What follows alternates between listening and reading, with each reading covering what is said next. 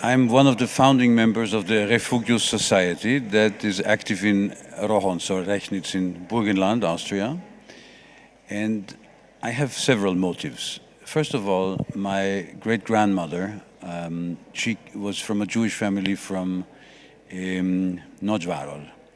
And so my grandfather was a Jewish person, and he had to emigrate from his home place, Italy, and with his sisters. So Jewish people having to flee Europe is in my family history. And also Hungarian Jewish influence is in my family. So that is very natural. As an artist, as a pianist, maybe I am more sensitive to immaterial things, such as memory is. And actually, the music as we play it is a very fugitive element. It is played and it is gone, and it's fleeing. And it can only exist in our imagination. It is not something that you can touch. Music you cannot touch. You can hear it, and it will pass. And either you remember, and you can do something with it, or it's lost. So there you have a very close connection to memory. Without memorizing, you cannot even listen to a piece of music, because in order to understand it, you have to remember the beginning and to follow it and then come to the end. So that's why the memory. But what you do, it's a fight already, you know. What will be the solution of your fight? What do you think? Very good. Before I was answering just the why do I do this. Now we come to how is it going. The good news is that ever since we started this, almost 30 years ago, the conscience in that region of Austria, but even nationwide, has seen a very big change. People nowadays in Rohonc, in Burgenland, are growing up. Young people can grow up and see and even touch and listen, at least in our museum, to the story that is the true story. So it's a fight against ignorance.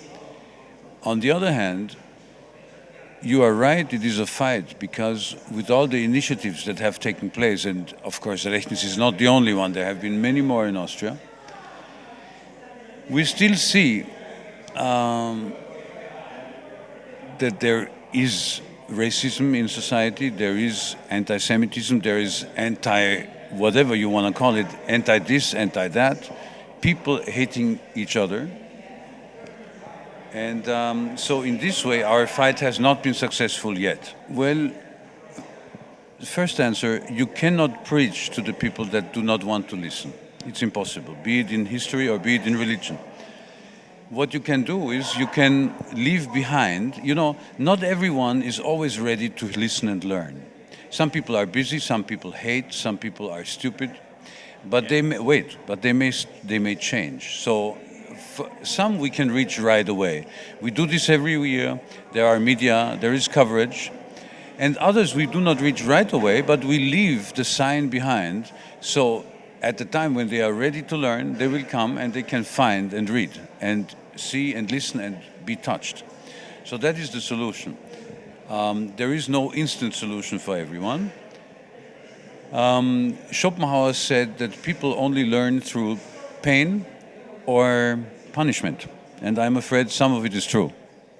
So when times will get worse, and they are in some respects getting worse, people will be punished for not listening. I know it's from my personal life. I am not able to provide a solution for the whole situation. I am able to provide an example, and for everyone who listens and watches this, I can only say, go ahead, set an example, don't give up. If you need to tell it to the same person 5 times inside 2 years, don't give up. Tell it the 6th time, and maybe 6th time he will listen. That's number one. And the other thing that I would like to say, this being a Jewish environment, I want to make a quotation from Pirkei Avot, which is the Proverbs of the Fathers. And it says, you may not see the completion of the work, but you are not free to stand outside the work. Maybe my work will see transformations. And coming back to what I said before, I am a musician, and I have I've played many concerts, and I still do, and I will continue this. This is my main occupation. And I truly believe that many of the concerts that I do carry the message in one way or another. I cooperate with Jewish musicians, I cooperate with Arab musicians, I cooperate with Gypsy musicians, and I have this feeling that when I play Bach and how I play it and what I say in between, it still carries the same message. So even if I may not be active politically or in an NGO, by doing what I do the way I do it, I try to do the same thing, which is actually a very Hasidic idea.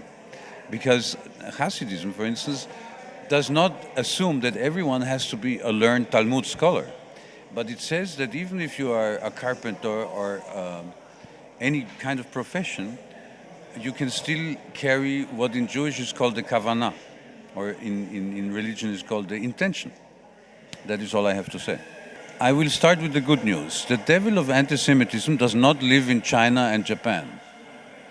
So I'd like to think this way because, anti-Semitism is not something that is planted in the hearts of people from birth.